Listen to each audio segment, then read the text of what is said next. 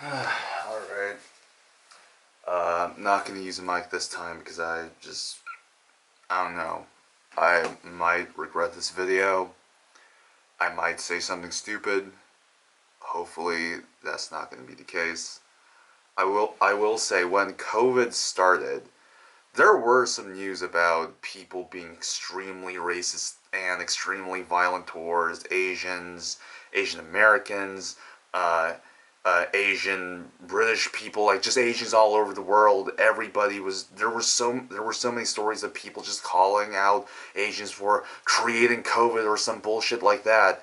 And when I heard those news like early on in the pandemic, I started thinking, this is just the start of this. It's gonna get so much worse, and I hope it doesn't get to the point where we lose lives, and I hope people actually give some attention to this and just stop it before it becomes too big of a thing.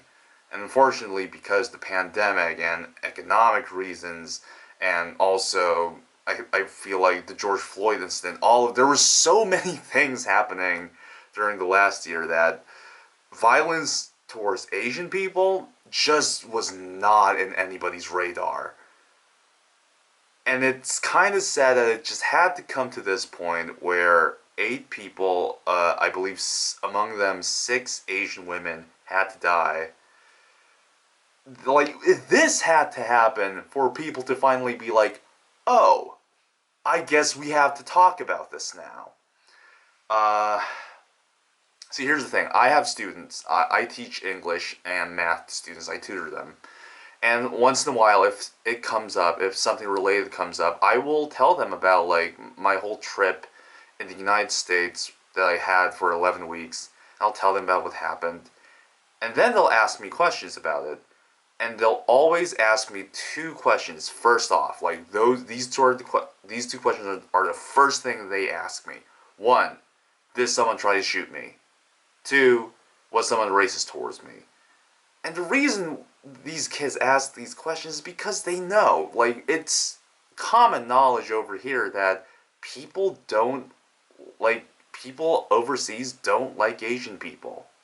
And that might not be the case for you if you're watching this and you're from a non-Asian country and you don't have any racist tendencies, and that's great. But for the most part, so many people experience this. My friends have experienced this. My dad has experienced this.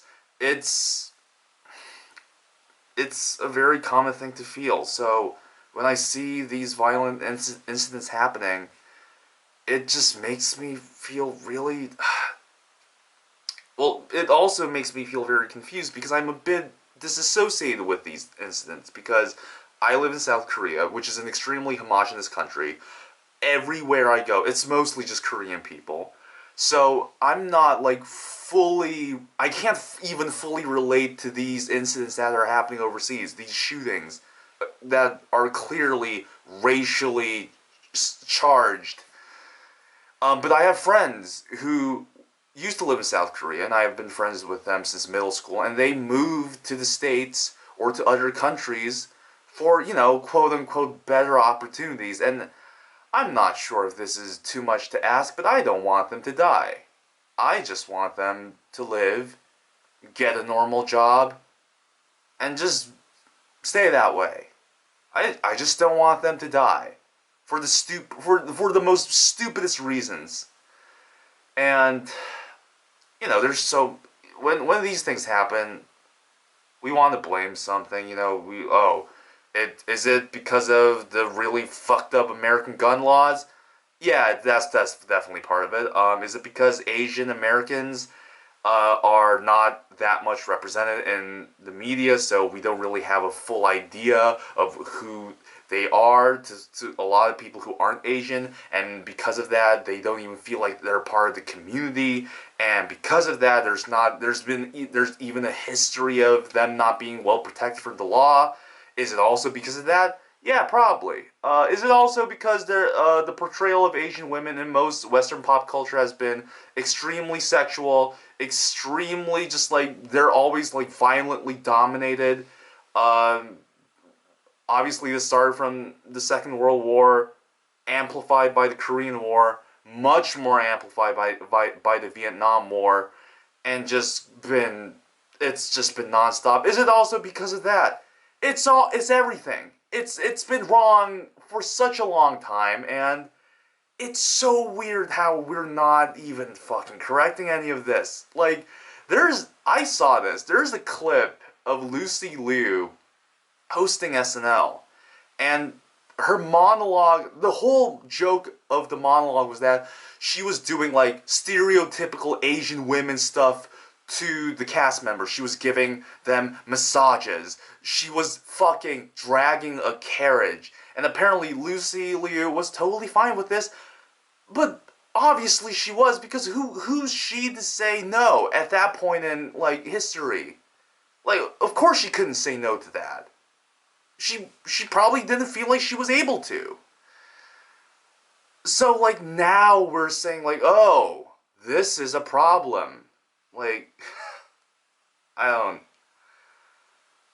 and I don't know, like what to do? At this point, what do we do? Because I feel like I'm seeing all the stuff that's happening. I'm seeing the social media posts and all that.